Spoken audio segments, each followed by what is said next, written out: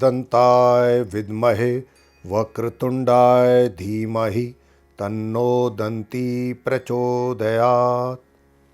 मित्रों, ज्योतिष रत्न लाइव के इस कार्यक्रम में आज आपका हार्दिक स्वागत है। मैं हूं आचार्य पंडित सर्वदानंद शर्मा। मेरी ओर से आप सभी को प्यार भरा नमस्कार। मित्रों, आज हम आपके साथ चर्चा करने वाले हैं मार्च माह के लिए जो वृषभ राशि के जातक हैं उनके राशिफल के विषय में। लेकिन इससे पहले कि आप वृषभ राशि के जातकों के राशिफल के विषय में हम कुछ बताएं, उससे पहले आइए जानते हैं कि ग्रहों की गोचर में स्थिति कैसी है, क्योंकि ये राशिफल पूर्ण रूप से पूर्णतया ग्रहों की जो गोचर में स्थिति है उसी के आधार पर तैयार किया जाता है। तो मित्रों, सूर्य जो कि अभी कुंभ राशि में चल रहे हैं और कुंभ राशि आपके कुंडली के दशम भाव यानी 10th हाउस में स्थित है। यह 14 मार्च को अपनी राशि परिवर्तित करके अपनी मित्र राशि मीन राशि में प्रवेश करने वाले हैं और मीन राशि आपके कुंडली के 11th हाउस यानी कि एकादश भाव में स्थित है। मंगल अभी अपनी स्वयं की राशि मेष में ही चल रहे हैं और मेष राशि आपके कुंडली के द्वादश भाव यानी कि 12th हाउस में स्थित है। लेकिन 22 मार्च को ये भी अपनी राशि को परिवर्तित कर रहे हैं और यहाँ से निकल करके वृष राशि में प्रवेश करने वाले हैं और वृष राशि आपके कुंडली के प्रथम भाव यानी कि लगन भाव में स्थित है। बुध अभी अपनी नीच एवं शत्रु राशि मीन में चल रहे हैं और मीन राशि आपके कुंडली के मित्रों, जैसा कि अभी हमने आपसे कहा था कि एकादश भाव यानी कि 11th हाउस में है और वहीं पर बुध स्थित है और 5 मार्च को ये वक्री हो रहे हैं और वक्री स्थिति में ही ये अपनी राशि परिवर्तित करेंगे और 15 मार्च को अपनी राशि परिवर्तित करके अपनी मित्र राशि कुंभ राशि में प्रवेश करेंगे। जैसा कि हमने आपको कहा कि कुंभ राशि आपके कुंडली के दशम भाव यानी कि 10th हाउस में स्थित है। गुरु बृहस्पति जो कि अभी अपनी मित्र राशि वृश्चिक में स्थित है और वृश्चिक राशि आपके कुंडली के 7th हाउस यानी कि सप्तम भाव में स्थित है, जहां पर इस समय गुरु विराजमान है वर्तमान में। लेकिन गुरु भी इस माह की 29 तारीख को अपनी राशि परिवर्तित करके अपनी स्वयं की राशि धनु में प्रवेश करेंगे और धनु राशि आपके कुंडली के 8th हाउस यानी कि अष्टम भाव में स्थित है। वहां पर इनकी युति शनि के साथ होने वाली है। गुरु और शनि का मेल 29 मार्च को होने वाला है आपके कुंडली के 8th हाउस में। और शुक्र अभी वर्तमान में अपनी मित्र राशि मकर में बने हुए हैं और मकर राशि हम आपकी कुंडली के 9th हाउस यानी कि नवम भाव में स्थित है। वहां पर शुक्र अभी बने हुए हैं, लेकिन यह भी अपनी 21 मार्च को राशि परिवर्तित करके कुंभ राशि यानी कि जो इनकी मित्र राशि है उसमें प्रवेश करने वाले हैं। शनि पूरे वर्ष यानी कि मतलब कह सकते हैं कि 31 दिसंबर तक मतलब इस वर्ष के अंत तक धनु राशि में ही संचार करने वाले हैं। यानी जैसा कि अभी आपको बता रहे थे हम कि आपके कुंडली के 8th हाउस यानी कि अष्टम भाव में है। राहु जो कि अभी अपनी शत्रु राशि कर्क में विराजमान है और कर्क राशि आपके कुंडली के 3य भाव यानी कि 3rd हाउस में स्थित है। इस माह राहु भी अपनी राशि परिवर्तित कर रहे हैं मित्रों, और ये ऐसा हो रहा है पूरे 1.5 वर्ष के पश्चात।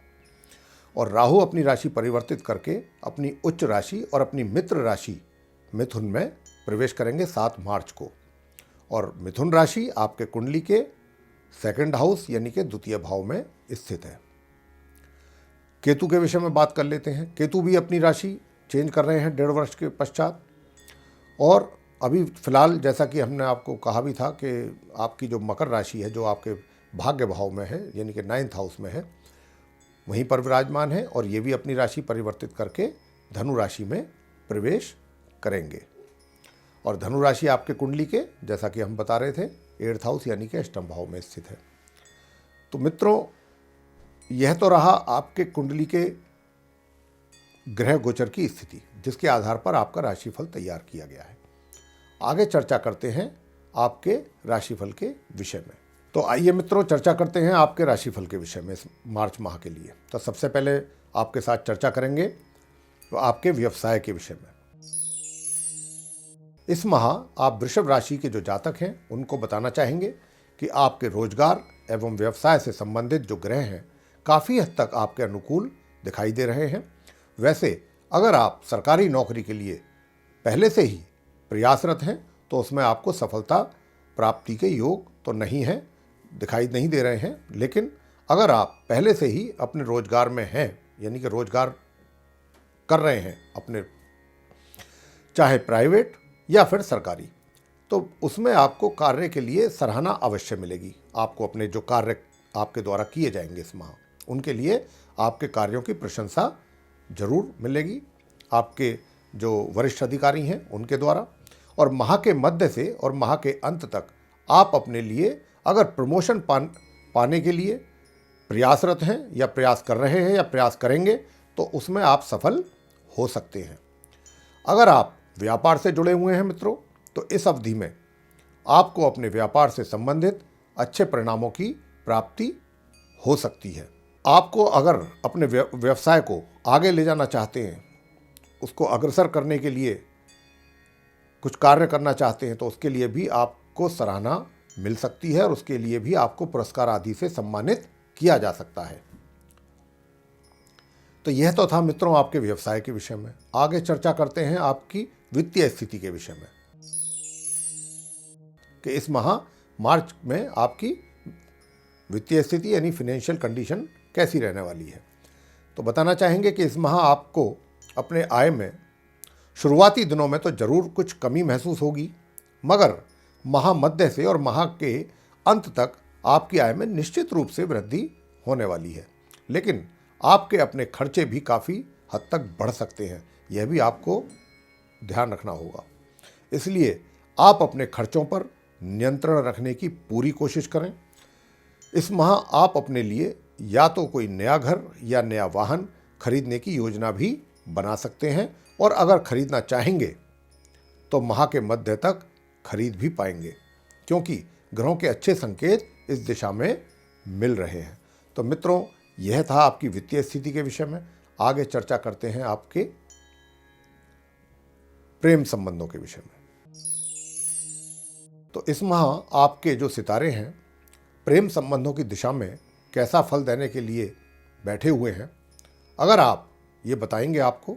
अगर आप अपने पहले से ही प्रेम संबंधों में हैं तो निश्चित रूप से आप अपने प्रेमी या प्रेयसी के लिए काफ़ी समर्पित रहेंगे, डेडिकेटेड रहेंगे, और आपको अपने प्रेम संबंधों में निराश नहीं होना पड़ेगा।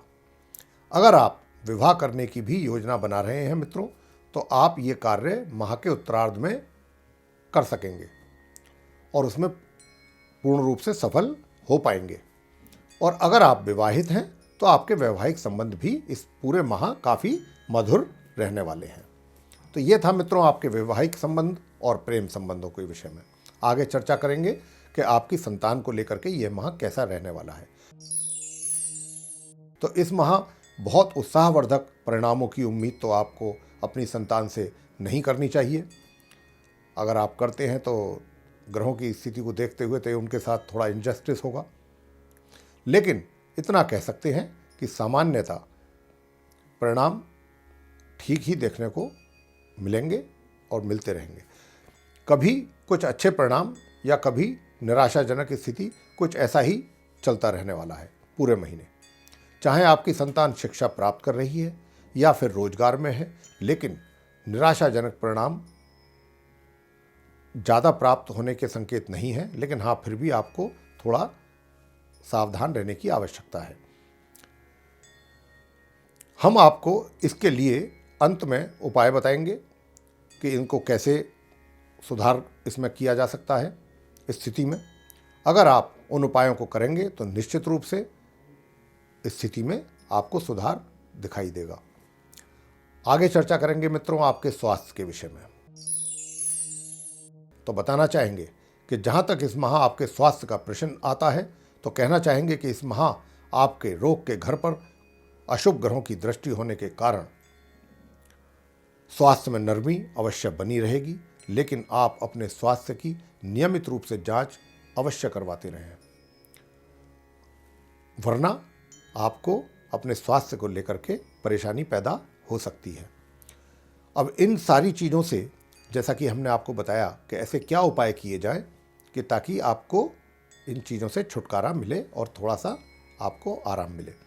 उसके लिए उपाय है कि आपकी शनि की जो, क्योंकि ढैया में चल रहे हैं आप वृषभ राशि के जो जातक हैं, तो शनि की ढैया होने के कारण अगर आप शनि चालीसा का पाठ नियमित रूप से करेंगे तो निश्चित रूप से आपको लाभ होने वाला है। और साथ ही विष्णु सहस्त्र नाम का पाठ भी अवश्य कीजिएगा। मित्रों, निश्चित रूप से आपकी स्थिति में सुधार आपको दिखाई देगा। इसी के साथ हम आपको बताना चाहेंगे कि आप हमारे ज्योतिष रत्न लाइव चैनल को लाइक कीजिएगा और इसको सब्सक्राइब भी अवश्य कीजिएगा और बेल आइकन को भी दबाइएगा, ताकि हमारे आने वाले आगामी जो वीडियोज़ हैं या नोटिफिकेशंस हैं वो आप तक सीधे पहुंच सकें और आप उनका समय अनुसार लाभ प्राप्त कर सकें। तो मित्रों, इसी के साथ धन्यवाद। जय माता दी।